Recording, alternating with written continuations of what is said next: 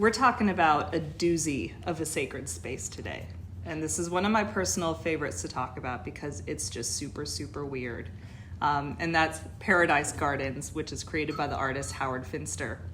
So Howard Finster is an outsider artist. And what that typically means is this is somebody who has no formal training. So unlike Maya Lin we just talked about, was an architecture student, Howard Finster was not a student. He has really no formal educational background.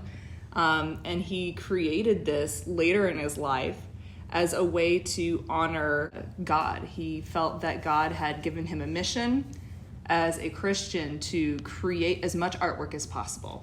And all of it was spiritual in nature. So envision a lot of Bible verses and different inspirational phrases. Now, when I say he made a lot of artwork, I mean, he made a lot of artwork. Yes, and these were usually, we're talking over 47,000 pieces of art, and most of them were all in this one location in Summerville, Georgia, which he began in the early 60s. And he created these using anything from that you might find at the local dump. So really, a lot of it was things that other people had discarded, and he just kind of started collecting stuff. A lot of concrete, but broken glass and different recycled materials and bottle caps and rusted objects and things of that nature. But he would cover all of this in Bible verses and different Christian phrases, things of that nature. And, he said that God gave him this mission to make as much art as possible that would spread the word. And he, like Miss Turner said, didn't have a background in art. He was actually a bicycle repairman, which is maybe where he got all this junk from. And he actually had a background as a preacher, which makes sense, right? Yes. Which, I kind of think of the fact that Vincent van Gogh also had a background as a preacher. I wonder if there's something to that. Artists feel like they really have something to say, huh? But you can see, these figures, you can definitely tell he doesn't have that artistic background. Right. They're not very realistic at all. Very flat, very unproportional, very bright colors, things like that. But you can also see... he was painting on everything. The ground, the side of his house, cars. And eventually he became so popular because of this really bizarre place that he had created that people were donating things to him. So he ended up painting a lot of celebrities, and he became so popular he was designing album covers for different rock bands.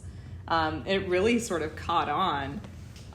Plus he's just such an interesting character. Very interesting. Yeah. Anytime he had an opportunity to interview, it was really a performance for him.